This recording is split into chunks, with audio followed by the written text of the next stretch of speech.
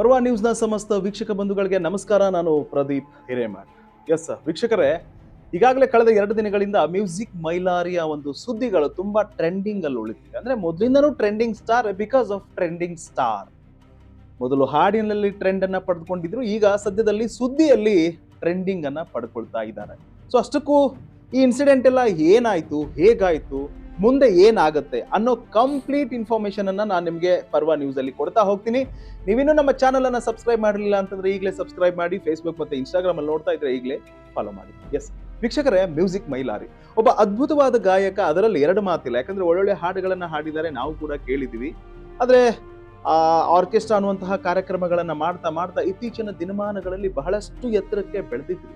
ಆದ್ರೆ ಅದನ್ನ ಉಳಿಸ್ಕೊಳ್ಳೋದಿದೆಯಲ್ಲ, ಅದು ಮುಖ್ಯ ಆಗುತ್ತೆ ಲೈಫಲ್ಲಿ. ಯಾರೇ ಆಗಿರಬಹುದು, ಈ ಸೆಲೆಬ್ರಿಟಿ ಅಂತ ಬಂದಾಗ ಆ ಸೆಲೆಬ್ರಿಟಿ ತನನ ಉಳಿಸ್ಕೋಬೇಕಾಗತ್ತೆ. 4 ಜನರ ಮಧ್ಯೆ ನಾವ್ ಏನ್ ಮಾಡ್ತೀವಿ ಏನಿಲ್ಲ, ಒಂದು ಸಣ್ಣ ಸಣ್ಣ ಕಣ್ಣುಗಳು ಕೂಡ ನಮ್ಮನ್ನೇ ಫೋಕಸ್ ಮಾಡ್ತಿರ್ತವೆ ಅಂತಂದಾಗ ನಾವು ಹೆಂಗಿರ್ಬೇಕು ಅನ್ನೋದು ಕೂಡ ತುಂಬಾ ಮುಖ್ಯ ಆಗುತ್ತೆ. ಎಸ್, ಮುಂದಿನ ಸುದ್ದಿಗೆ ನಾವು ಹೋಗೋಣ. ಮ್ಯೂಸಿಕ್ ಮೈಲಾರಿ ಬೆಳಗಾವಿ ಜಿಲ್ಲೆಯ ಚಿಕ್ಕೋಡಿ ತಾಲೂಕಿನ ಜಾಗನೂರು ಗ್ರಾಮದಲ್ಲಿ ಮಾರುತೇಶ್ವರ ಓಕಳಿ ನಿಮಿತ್ತವಾಗಿ ಕಾರ್ಯಕ್ರಮ ಹೊಂದಿರುತ್ತೆ. ಆರ್ಕೆಸ್ಟ್ರಾ ಕಾರ್ಯಕ್ರಮ, ಮ್ಯೂಸಿಕ್ ಮೈಲಾರಿ ಅವ್ರದ್ದು ಒಂದು ಕಾರ್ಯಕ್ರಮ ಅಂತ ಬಂದಾಗ ಹಾಡುಗಳಿರುತ್ತೆ, ಡ್ಯಾನ್ಸ್ ಇರುತ್ತೆ, ಬೇರೆ ಬೇರೆ ತರದಿರುತ್ತೆ. ಡ್ಯಾನ್ಸರ್ ಅನ್ನ ಇನ್ವೈಟ್ ಮಾಡ್ತಾರೆ. ನಾವೇನೋ ಅಪ್ರಾಪ್ತ ಬಾಲಕಿ ಅಂತ ಕರಿತೀವಲ್ಲ, ಸೊ ಆ ಹುಡುಗಿಯನ್ನ ಇವರು ಕಾರ್ಯಕ್ರಮಕ್ಕೆ ಡ್ಯಾನ್ಸರ್ಗೆ ಇನ್ವೈಟ್ ಮಾಡ್ತಾರೆ. ಅಂದ್ರೆ ಆಸ್ ಪರ್ ಗೈಡ್ಲೈನ್ಸ್ ಏನು ಫೋಕ್ಸೋ ಕಾಯ್ದೆ ಇರೋದ್ರಿಂದ ನಾವು ಆ ಒಂದು ಹೆಸರನ್ನ ರಿವೀಲ್ ಮಾಡೋ ಹಾಗಿಲ್ಲ. ಹಾಗಾಗಿ ಡ್ಯಾನ್ಸ್ಗೆ ಅಂತ ಕರೆಸ್ತಾರೆ. ಆ ಹುಡುಗಿ ಅಲ್ಲಿಂದ ಮಾಲಿಂಗ್ಪುರ್ಗೆ ಬರುತ್ತೆ. ಮಾಲಿಂಗ್ಪುರದಿಂದ ಏನು ಈ ಒಂದು ಪ್ರಕರಣದಲ್ಲಿ ಆರೋಪಿ ನಂಬರ್ 2 ಶಂಕರ್ ಮತ್ತೆ ಇನ್ನೊಬ್ರು ಆರೋಪಿ ನಂಬರ್ 3 ಇದ್ದಾರೆ.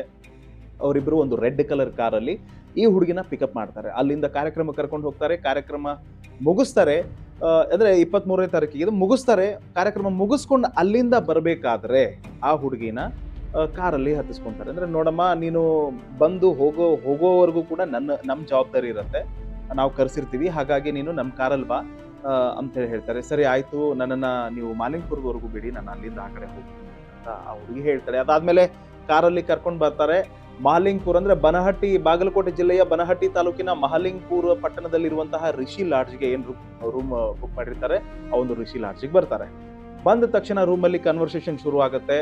ನೋಡು, ನೀನ್ ಒಳ್ಳೆ ಡ್ಯಾನ್ಸರ್ ಇದೆಯಾ, ನೀ ನನ್ನ ಜೊತೆ ಲಾಂಗ್ ಟೈಮ್ ರಿಲೇಶನ್ಶಿಪ್ ಚೆನ್ನಾಗಿ ಇಟ್ಕೊಳ್ಳೋದ್ರಿಂದ ನಿನ್ನನ್ನು ಕೂಡ ತುಂಬಾ ಹೆಸರುವಾಸಿಯಾಗನ್ನ ಮಾಡ್ತೀನಿ ನಾನು ಅಂತ ಮ್ಯೂಸಿಕ್ ಮೈಲಾರಿ ಅವರು ಹೇಳ್ತಾರೆ. ಆಮೇಲೆ ಅವಳಿಗೆ ಸ್ವಲ್ಪ ಡೌಟ್ ಬರೋಕ್ ಶುರು ಆಗುತ್ತೆ. ಅವ್ರ ಜೊತೆ ಇರುವಂತಹ ಸಹಚರರು ಏನಿದ್ದಾರೆ, ಏನು ಕಾರ್ ಡ್ರೈವರ್ ಆಗಿರಬಹುದು, ಮತ್ತೋರ್ವ ಆಗಿರಬಹುದು, ಇಬ್ರು ಕೂಡ ಹೌದು ಮ್ಯೂಸಿಕ್ ಮೈಲಾರಿ ಅವ್ರು ಏನ್ ಹೇಳ್ತಾರೆ ಅದನ್ನ ನೀನ್ ಕೇಳು ಅಂತ. ಅದರಲ್ಲಿ ಅಂದ್ರೆ ಇದೆಲ್ಲನೂ ಕೂಡ ಪ್ರಕರಣದಲ್ಲಿ ದಾಖಲಾಗಿರುವಂತದನ್ನ ನಾನು ನಿಮ್ಗೆ ಹೇಳ್ತೀನಿ. ಏನು ಮ್ಯೂಸಿಕ್ ಮೈಲಾರಿಯನ್ನ ಒಳಗೊಂಡಂತೆ ಒಟ್ಟು 7 ಜನರ ಮೇಲೆ ಈಗಾಗಲೇ FIR ಆಗಿರುವಂಥದ್ದು. ಚಿಕ್ಕೋಡಿಯಲ್ಲಿ FIR ಆಗುತ್ತೆ. ಅಲ್ಲಿಂದ ಇದು ಘಟನೆ ಆಸ್ ಪರ್ ರೂಲ್ಸ್ ಏನಿದೆ, ಘಟನೆ ಎಲ್ಲಿ ನಡೆದಿದೆ, ಸ್ಥಳ ಮಹಜರು ಮಾಡ್ತಾರೆ. ಅದಾದ್ಮೇಲೆ ಘಟನೆ ಎಲ್ಲಿ ನಡೆದಿದೆ ಅನ್ನೋದ್ರ ಮೇಲೆ ಆಧಾರವಾಗಿ ಚಿಕ್ಕೋಡಿಯಿಂದ ನೇರವಾಗಿ ಮಹಲಿಂಗ್ಪುರ್ ಸ್ಟೇಷನ್ಗೆ ಈ ಒಂದು ಕೇಸ್ ರವಾನೆ ಆಗತ್ತೆ. ಅದಾದ್ಮೇಲೆ ಇದು ಕೇಸು ಅದು ಇದು ಅಂತ ಶುರುವಾಗಿದ್ದು. ಸೊ ಏನು ಲಾಡ್ಜ್ ಅಲ್ಲಿ ಕರ್ಕೊಂಡು ಹೋಗ್ತಾರೆ, ಅಲ್ಲಿ ಆ ಹುಡುಗಿಗೆ ತುಂಬಾ ಬೆದರಿಕೆಯನ್ನ ಹಾಕ್ತಾರೆ. ಅಂದ್ರೆ ಇನ್ನೊಂದು ಏನಾಗಿದೆ ಅಂತಂದ್ರೆ, ಇದು ಕಿಡ್ನಾಪ್ ಕೇಸ್ ಕೂಡ ಇದರಲ್ಲಿ ಇನ್ವಾಲ್ವ್ ಮಾಡಿದ್ದಾರೆ ಅಂತ ಹೇಳಿದ್ರೆ, ಕಾರಲ್ಲಿ ಕರ್ಕೊಂಡ್ ಬರ್ಬೇಕಾದ್ರೆ ಒಂದಿಷ್ಟು ಮಾತುಕತೆ ನಡೀತಿದೆ. ಆ ಹುಡುಗಿಗೆ ಭಯ ಪಡೋ ತರ ಆಗಿದೆ. ಅದಾಗಿಯೂ ಕೂಡ ಹುಡುಗಿ ರೂಮ್ ಕರ್ಕೊಂಡು ಹೋಗಿ ಲೈಂಗಿಕ ಕಿರುಕುಳವನ್ನ ಕೊಟ್ಟಿದ್ದಾರೆ ಅನ್ನುವಂತಹ ಪ್ರಕರಣದಲ್ಲಿ ಇದು ಕೂಡ ಇರುವಂತದ್ದು. ಪ್ರಕರಣದಲ್ಲಿ ನನಗೆ ಲೈಂಗಿಕ ಕಿರುಕುಳವನ್ನ ಕೊಟ್ಟಿದ್ದಾರೆ, ಅತ್ಯಾಚಾರವನ್ನ ಮಾಡಿದ್ದಾರೆ. ಇದ್ರ ಜೊತೆಗೆ ಇನ್ನಿಬ್ರು ಏನಿದ್ದಾರೆ, ಮ್ಯೂಸಿಕ್ ಮೈಲಾರಿ ಸರಿ ಇಲ್ಲ, ಅವ್ನು ಏನ್ ಬೇಕಾದ್ರೂ ಮಾಡ್ಬಿಡ್ತಾನೆ, ಅವ್ನು ಹೇಳ್ದಂಗೆ ಕೇಳು ಅಂತ ಇನ್ನಿಬ್ರು ಸಪೋರ್ಟ್ ಮಾಡಿದಾರಂತೆ. ಆಮೇಲೆ ಮ್ಯೂಸಿಕ್ ಮೈಲಾರಿ ಅವರು ಆ ಹುಡುಗಿಗೆ ತುಂಬಾ ಆಸೆಗಳನ್ನು ಕೂಡ ಆಸೆಗಳನ್ನ ತೋರಿಸಿ ಪುಸ್ಲಾಯಿಸಿದ್ದಾರೆ. ಹೇಗೆ ಅಂತಂದ್ರೆ, ಖಾಸಗಿ ವಾಹಿನಿಯಲ್ಲಿ ಏನು ಡ್ಯಾನ್ಸ್ ಕರ್ನಾಟಕ ಡ್ಯಾನ್ಸ್ ನಡೆಯುತ್ತೆ, ಆ ಒಂದು ವಾಹಿನಿಗೆ, ಆ ಒಂದು ಕಾರ್ಯಕ್ರಮಕ್ಕೆ ನಿನ್ನನ್ನ ನೇರವಾಗಿ ಆಯ್ಕೆ ಮಾಡೋ ಜವಾಬ್ದಾರಿ ನಂದು, ನೀ ನನ್ನ ಜೊತೆ ಚೆನ್ನಾಗಿರು ಅಂತ ಅನ್ಕೊಂಡು ಮೈ ಮುಟ್ಟಕ್ ಬಂದಿದ್ದಾರೆ. ಸೊ ಅಲ್ಲಿಂದ ಆ ಹುಡುಗಿ ತುಂಬಾ ಬೇಡ್ಕೊಂಡಿದೆ, ಕೂಗಾಡಿದೆ, ನನ್ಗೆ ಇನ್ನೂ ಏಜ್ ಆಗಿಲ್ಲ, ನನ್ ತುಂಬಾ ಚಿಕ್ಕೋಳು, ದಯವಿಟ್ಟು ಇದೆಲ್ಲ ಬೇಡ ಅಂತ ಅಂದ್ರೂ ಕೂಡ ಬಲವಂತವಾಗಿ ಆ ಹುಡುಗಿ ಮೇಲೆ ಅತ್ಯಾಚಾರ ಆಗಿದೆ ಅನ್ನುವಂತಹ ದೂರಿದೆ. ಇದರಲ್ಲಿ ಯಾವುದು ಕಟ್ಟುಕತೆ ಹೇಳ್ತಾ ಇಲ್ಲ. ಇಲ್ಲಿ ಏನು ನಮಗೆ ಪೊಲೀಸ್ ಮೂಲಗಳು ಬಂದಿದೆ, ಅದ್ರ ಪ್ರಕಾರ ನಾನು ನಿಮಗೆ ಹೇಳ್ತಾ ಇರುವಂತದ್ದು. ಲೈಂಗಿಕ ಕಿರುಕುಳವನ್ನ ಕೊಟ್ಟರು, ಬೇರೆ ಬೇರೆ ಆಸೆಗಳನ್ನ ಆಕಾಂಕ್ಷೆಗಳನ್ನ ತೋರಿಸಿದ್ರು ಅನ್ನುವಂಥದ್ದು. ಆಮೇಲೆ ಇನ್ನಿಬ್ರು ಅವ್ರ ಜೊತೆ ಇರುವಂತವ್ರು ಎಲ್ಲರನ್ನೂ ಕೂಡ ಆ ಒಂದು ಆ ಒಂದು ಘಟನೆ ನಡೆಯೋದಕ್ಕೆ ಸಹಕಾರವನ್ನ ನೀಡಿದಂಥವ್ರು ಅನ್ನುವಂಥದ್ದು ಈ ಒಂದು ದೂರಿನಲ್ಲಿ ಇರುವಂಥದ್ದು.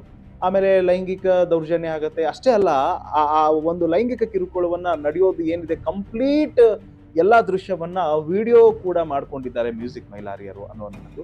ಹೇಗಾಗತ್ತೆ ಅಂತಂದ್ರೆ ಇದೆಲ್ಲ ಆಗತ್ತೆ, ಅದಾದ ಮೇಲೆ ಆ ಮಿಡ್ ನೈಟ್ ಆ ಹುಡುಗಿ ಅಲ್ಲಿಂದ ಬೇರೆ ರೂಮ್ ಅಲ್ಲಿ ಹೋಗಿ ಮಲ್ಕೊಂತಾಳೆ. ಅದಾದ್ಮೇಲೆ ಬೆಳಗ್ಗಿನ ಜಾವ ಅಲ್ಲಿಂದ ಪೇಮೆಂಟ್ ಇಸ್ಕೊಂಡು ಹೋಗಬೇಕಾದ್ರೆ ಇನ್ನು ಉಳಿದಂತಹ ಇಬ್ರು ಏನ್ ಹೇಳ್ತಾರೆ, ನೋಡು ಹೊರಗಡೆ ಅಪ್ಪಿ ತಪ್ಪಿಯೂ ಕೂಡ ಇದನ್ನ ಹೇಳಕ್ ಹೋಗ್ಬೇಡ, ಹೇಳ್ದೆ ಅಂತಂದ್ರೆ ನಿನ್ನ ಹೆಸರು ಹಾಳಾಗತ್ತೆ, ಆಮೇಲೆ ಮ್ಯೂಸಿಕ್ ಮೈಲಾರಿ ಸರಿ ಇಲ್ಲ, ಏನ್ ಬೇಕಾದ್ರೂ ಮಾಡ್ಬಿಡ್ತಾನೆ ಅಂತ ಅವ್ನ ಜೊತೆ ಇರುವಂತವ್ರು ಹೇಳಿದ್ರಂತೆ. ಆಮೇಲೆ ಮ್ಯೂಸಿಕ್ ಮೈಲಾರಿ ಹತ್ರ ಬಂದಾಗ, ನೋಡು ನನ್ನ ಹತ್ರ ವಿಡಿಯೋ ಇದೆ, ನೀನೇನಾದ್ರೂ ಹೊರಗಡೆ ಹೋಗಿ ಬಾಯ್ ಬಿಟ್ರೆ ನಿನ್ನ ಮರ್ಯಾದೆ ಹೋಗುತ್ತೆ, ನಿನ್ನ ಫ್ಯೂಚರ್ ಹಾಳಾಗತ್ತೆ ಅಂತ ಸ್ವಲ್ಪ ಆ ವಿಡಿಯೋದೊಂದು ಬೆದರಿಕೆ ಹಾಕಿದ್ಮೇಲೆ ಆ ಹುಡುಗಿ ಸೈಲೆಂಟ್ ಆಗಿ ಆ ಪೇಮೆಂಟ್ ಅನ್ನ ಇಸ್ಕೊಂಡು ಹೋಗಿದ್ದಾಳೆ. ಹೋದ್ಮೇಲೆ ಸ್ವಲ್ಪ ಇದು ವಿಷಯ, ಯಾಕಂದ್ರೆ ಒಂದು ಇದಿಷ್ಟಕ್ಕೆ ಮುಗ್ದಿಲ್ಲ, ಮನೆ ಕೂಡ ಮತ್ತೆ ಇವ್ರ ಸಹಚರರು, ಮ್ಯೂಸಿಕ್ ಮೈಲಾರಿ ಸಹಚರರು ಅವ್ರ ಮನೆಗೆ ಹೋಗಿ ಮತ್ತೆ ಆವಾಜ್ ಹಾಕಿ ಬಂದಿದ್ದಾರೆ, ನೀನ್ ಎಲ್ಲೂ ಹೇಳಕ್ ಹೋಗ್ಬೇಡ ಅಂತ ಹೇಳಿ. ಅದಾದ್ಮೇಲೆ ಸ್ವಲ್ಪ ದಿನಗಳಾದ ಮೇಲೆ ಆ ಹುಡುಗಿ ಆಗಿರುವಂತಹ ಇದೆಲ್ಲಾ ನೋವೇನಿದೆ, ಏನ್ ಪೇನ್ ಆಗಿದೆ, ಇದೆಲ್ಲಾನು ಕೂಡ ಮನಸ್ಸಿನಲ್ಲಿರುವಂತಹ ನೋವನ್ನ ತಡ್ಕೊಳಕ್ ಆಗ್ಲಾರ್ದೆ ಪೇರೆಂಟ್ಸ್ ಜೊತೆಗೆ ಬಂದು ನೇರವಾಗಿ ಚಿಕ್ಕೋಡಿಗೆ ಪೊಲೀಸ್ ಕಂಪ್ಲೇಂಟ್ ಅನ್ನ ಕೊಟ್ಟಿದ್ದಾಳೆ.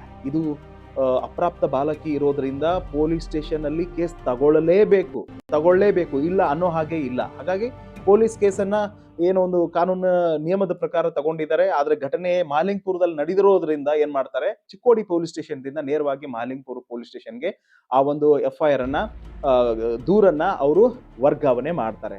ಅಲ್ಲಿಂದ ಇನ್ವೆಸ್ಟಿಗೇಷನ್ ಶುರುವಾಗಿದೆ. ಇಲ್ಲಿವರೆಗೂ Mailari mobile number switch off ಆಗಿದೆ, ಇಲ್ಲಿವರೆಗೂ ಕೂಡ ಯಾರು ಸಿಕ್ಕಿಲ್ಲ ಅನ್ನುವಂತಹ ಮಾಹಿತಿ ನಮಗೆ ಪೊಲೀಸ್ ಮೂಲಗಳಿಂದ ಈಗಾಗಲೇ ನಮಗೆ ಗೊತ್ತಾಗಿರುವಂಥದ್ದು. ಸೊ ಒಂದು ನಾವು ತಿಳ್ಕೊಬೇಕಾಗಿರೋದು ಏನಂತಂದ್ರೆ, ಇದು ಬೆಳಕಿಗೆ ಬಂದಿದೆ. ಬಹಳಷ್ಟು ಆರ್ಕೆಸ್ಟ್ರಾಗಳಲ್ಲಿ ಏನು ಉತ್ತರ ಕರ್ನಾಟಕದಲ್ಲಿ ಒಂದಿಷ್ಟು ಆರ್ಕೆಸ್ಟ್ರಾಗಳಿದೆ, ಬಹಳಷ್ಟು ಗಬ್ಬೆದ್ದು ನಾರುತ್ತಿದೆ. ಯಾಕೆ ಇದನ್ನ ಹೇಳ್ತಿದ್ದೀನಿ ಅಂತಂದ್ರೆ, ಬಹಳಷ್ಟು ಜನ ನಿಜವಾಗಿಯೂ ತಮ್ಮಲ್ಲಿ ಕಲೆ ಇಟ್ಕೊಂಡು 4 ಜನರ ಮುಂದೆ ತೋರಿಸಿ ತಮ್ಮ ಬಡತನ, ಒಂದು ಆರ್ಥಿಕತೆನೂ ಕೂಡ ಅದರಲ್ಲಿ ಬರಬೇಕು, ಜೊತೆಗೆ ತಮ್ಮಲ್ಲಿರುವಂತಹ ಒಂದು ಪ್ರತಿಭೆ ಹೊರಗಡೆ ಬರಬೇಕು ಅಂತ ಹೋಗ್ತಾರೆ. ಆದ್ರೆ ಕೆಲವೊಂದಿಷ್ಟು ಜನ ಹಂಗಲ್ಲ, ಈ ಹುಡುಗಿಯರ ಶೋಕಿಗೋಸ್ಕರನೇ ಆರ್ಕೆಸ್ಟ್ರಾ ತಂಡವನ್ನ ಮಾಡಿದ್ದಾರೆ.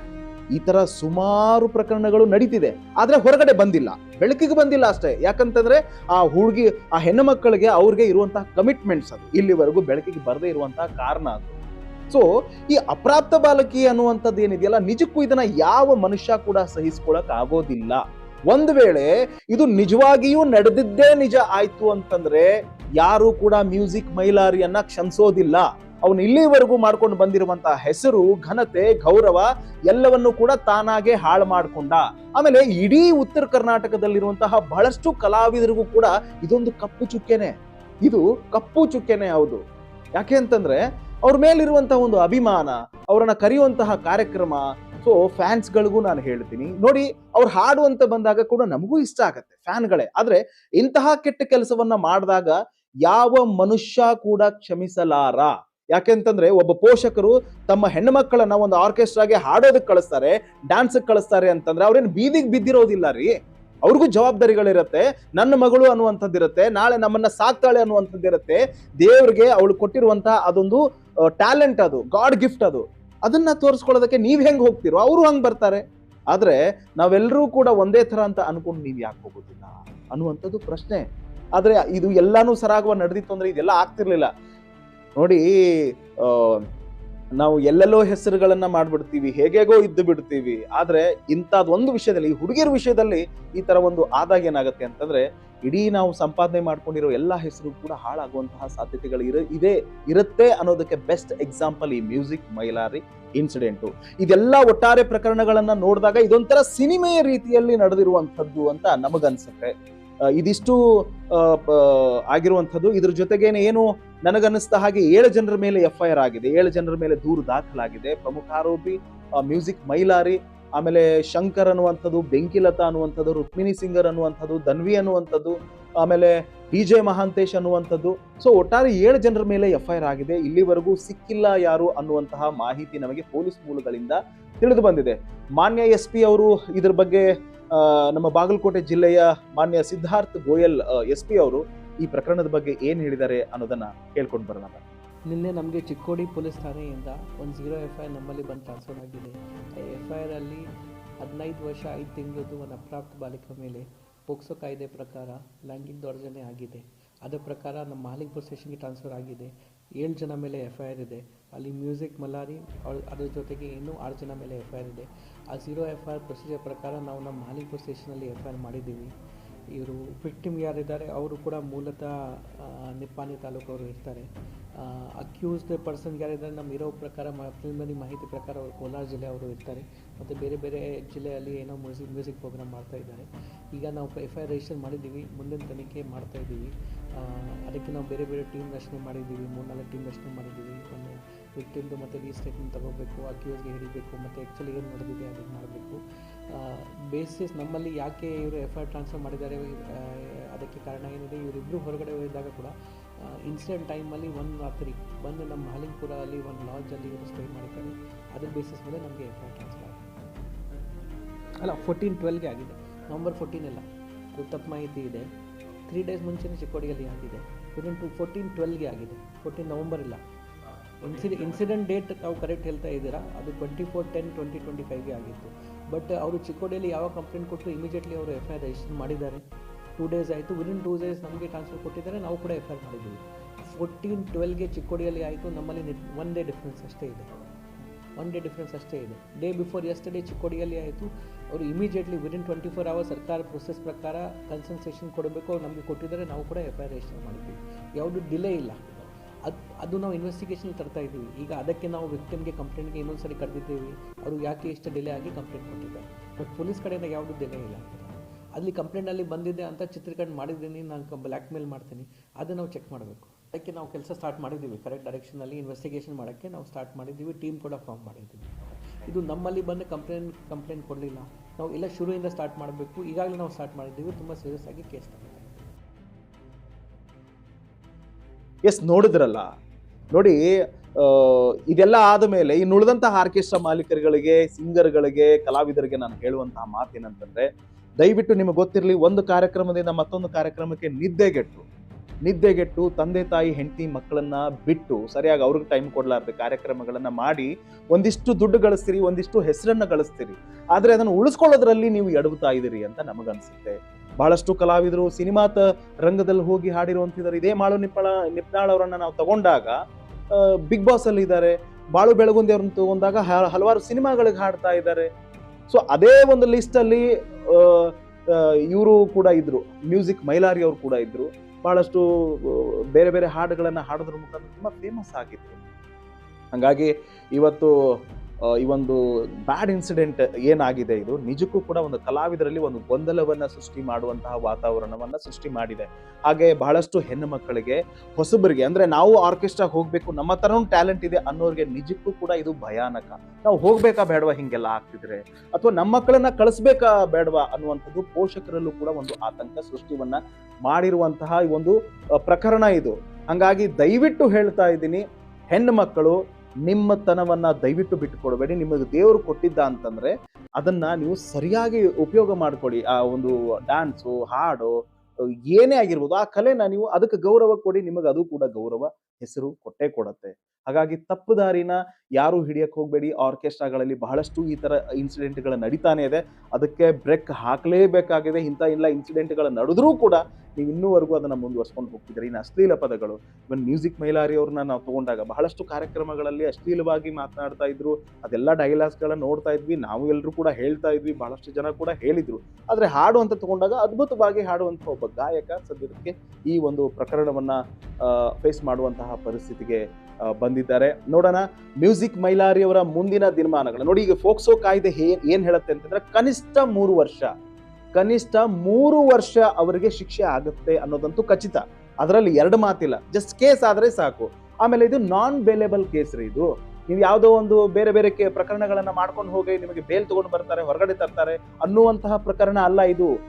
ಆಸ್ ಪರ್ ರೂಲ್ಸ್ ಏನ್ ಹೇಳುತ್ತೆ, ಈ ಫೋಕ್ಸೋ ಕಾಯ್ದೆ ಏನ್ ಹೇಳುತ್ತೆ ಅಂತಂದ್ರೆ ಕನಿಷ್ಠ 3 ವರ್ಷ, ಗರಿಷ್ಠ 14 ವರ್ಷ ಆಗಬಹುದು, ಅಥವಾ ಜೀವಮಾನವಿಡೀ ನಾವು ಜೈಲಲ್ಲೇ ಕೊಳೆಯುವಂಥದ್ದಾಗಿರ್ಬೋದು. ಅಂದ್ರೆ ಆ ರೂಲ್ಸ್, ಆ ಒಂದು ನಿಯಮ, ಫೋಕ್ಸೋ ಕಾಯ್ದೆ ನಮಗೆ ಈ ತರ ಹೇಳುತ್ತೆ. ಜಸ್ಟ್ ನಾವು ಅಪ್ರಾಪ್ತ ಬಾಲಕಿಯನ್ನ ಮಿಸ್ಬಿಹೇವ್ ಆಗಿ ಅವ್ರ ಜೊತೆ ನಾವು ನಡ್ಕೊಂಡ್ವಿ ಅಂತಂದ್ರೆ ಆ ಪ್ರಕರಣ ದಾಖಲಾದ್ರೂ ಕೂಡ ನಮಗೆ 10ರಿಂದ 14 ವರ್ಷ ಶಿಕ್ಷೆ ಆಗುತ್ತೆ. ಆದ್ರೆ ನೀವು ಇಂಥದ್ದೆಲ್ಲ ನಡೆದಿರೋದೇ ನಿಜಕ್ಕೂ ಸತ್ಯ ಆಯ್ತು ಅಂತಂದ್ರೆ 100% ಬಹಳಷ್ಟು ಕೆಟ್ಟ ಪರಿಸ್ಥಿತಿಗೆ ಈ ಒಂದು ಮ್ಯೂಸಿಕ್ ಮೈಲಾರಿಯ ಪರಿಸ್ಥಿತಿ ಹೋಗುತ್ತೆ ಅನ್ನೋದು ಈ ಪ್ರಕರಣಗಳನ್ನ ನೋಡಿದಾಗ ನಮ್ಗನ್ಸಿರುವಂತಹ ಮಾತಿದು. ಹಾಗಾಗಿ ದಯವಿಟ್ಟು ಇಂಥದ್ದು ಕೆಲಸವನ್ನ ಮಾಡಬೇಕಾತು ಅಂತಂದ್ರೆ ನೀವು 100 ಬಾರಿ ವಿಚಾರ ಮಾಡಬೇಕು. ಆಮೇಲೆ ಸುಮ್ನೆ ಕೇಸ್ ತಗೊಳ್ಳೋದಿಲ್ಲ ಯಾರು. ನಿಮಗೆ ಒಂದು ಖಚಿತ ಮಾಹಿತಿ ಇರಲಿ, ಇದು ಮೆಡಿಕಲ್ ರಿಪೋರ್ಟ್ ಬಂದ ಮೇಲೇನೆ FIR ಆಗಿರುವಂತದ್ದು ಅನ್ನೋದು ಕೂಡ ನಿಮಗೆ ಗೊತ್ತಿರಲಿ. ಸುಮಾರು ಜನ ಹೇಳ್ತಿದ್ರಿ ಹನಿ ಟ್ರ್ಯಾಪ್ ಆಗಿದೆ, ಫೇಕ್ ನ್ಯೂಸ್ ಆಗಿದೆ. ಅಭಿಮಾನ ಇರ್ಬೇಕ್ರಿ, ಅಭಿಮಾನ ಖಂಡಿತ ಇರಬೇಕು, ಇಲ್ಲ ಅಂತ ಹೇಳಲ್ಲ ನಾನು. ಆದ್ರೆ ಇಷ್ಟು ಈ ರೀತಿಯಾಗಿ ದುರಭಿಮಾನ ಇರಬಾರ್ದು, ಅತಿಯಾದ ಅಭಿಮಾನ ಇರಬಾರ್ದು ಅನ್ನೋದು ತಪ್ಪೇ, ಸರಿ ಅಂತಾನೆ ಹೇಳಿ. ಯಾಕಂದ್ರೆ ನಿಮ್ಮಗಳ ಮನೆಗಳಲ್ಲೂ ಕೂಡ ಅಕ್ಕ ತಂಗಿ ಇರ್ತಾರೆ, ಅಪ್ಪ ಅಮ್ಮ ಇರ್ತಾರೆ, ಹೆಂಡತಿ ಮಕ್ಕಳು ಇರ್ತಾರೆ, ನಮ್ಮಲ್ಲೂ ಇರ್ತಾರೆ. ಸೊ ಎಲ್ಲೋ ಒಂದು ಕಡೆ ಆ ಒಂದು ಹುಡುಗಿಯ ಜಾಗದಲ್ಲಿ ನಮ್ಮಲ್ಲಿರುವಂತಹ ಕುಟುಂಬದವ್ರು ಯಾರಾದ್ರೂ ಒಬ್ರು ಇದ್ದಾರೆ ಅನ್ನುವಂತ ಫೀಲ್ ಮಾಡ್ಕೊಂಡಾಗ ನಿಜಕ್ಕೂ ಆ ಪೇನ್ ಏನು ಅಂತ ನಮಗೆ ಗೊತ್ತಾಗುತ್ತೆ. ಹಂಗಾಗಿ ಸತ್ಯಕ್ಕೆ ಯಾವತ್ತೂ ಸಪೋರ್ಟ್ ಮಾಡಿ, ಸುಳ್ಳಿಗೆ ತಲೆನೇ ಕೆಡಿಸ್ಕೊಳಕ್ ಹೋಗ್ಬೇಡಿ ಅನ್ನೋದು ನನ್ನ ಮಾತಾಗಿತ್ತು. ಇನ್ನು ಮುಂದಿನ ಒಂದಿಷ್ಟು ಅಪ್ಡೇಟ್ಸ್ ಅನ್ನ ಮ್ಯೂಸಿಕ್ ಮೈಲಾರಿ ಬಗ್ಗೆ ನಮ್ಮ ಪರ್ವವಾಹಿನಿ ನಿಮಗೆ ಕಂಪ್ಲೀಟ್ ಆಗಿ ಕೊಡ್ತಾ ಹೋಗುತ್ತೆ. ಹಾಗಾಗಿ ನೀವಿನ್ನು ನಮ್ಮ ಚಾನಲ್ ಅನ್ನ ಸಬ್ಸ್ಕ್ರೈಬ್ ಮಾಡಲಿಲ್ಲ ಅಂತಂದ್ರೆ ಈಗಲೇ ಮಾಡಿ, ಬೆಲ್ ಐಕಾನ್ ನ ಕ್ಲಿಕ್ ಮಾಡಿ, ಜೊತೆಗೆ ಫೇಸ್ಬುಕ್ ಮತ್ತೆ ಇನ್ಸ್ಟಾಗ್ರಾಮ್ ಅಲ್ಲಿ ನೋಡ್ತಾ ಇದ್ರೆ ನೀವು ಫಾಲೋ ಮಾಡಿ ಅಂತ ಹೇಳ್ತಾ, ಸತ್ಯ ಸಂಸ್ಕೃತಿ ಶೋಧನೆ ಅಂತಹ ಸುದ್ದಿಗಳಿಗಾಗಿ ನೋಡ್ತಾ ಇರಿ ಪರ್ವ ನ್ಯೂಸ್ ಕನ್ನಡ. ಇದು ನಿಮ್ಮ ವಾಹಿನಿ. ನಮಸ್ಕಾರ.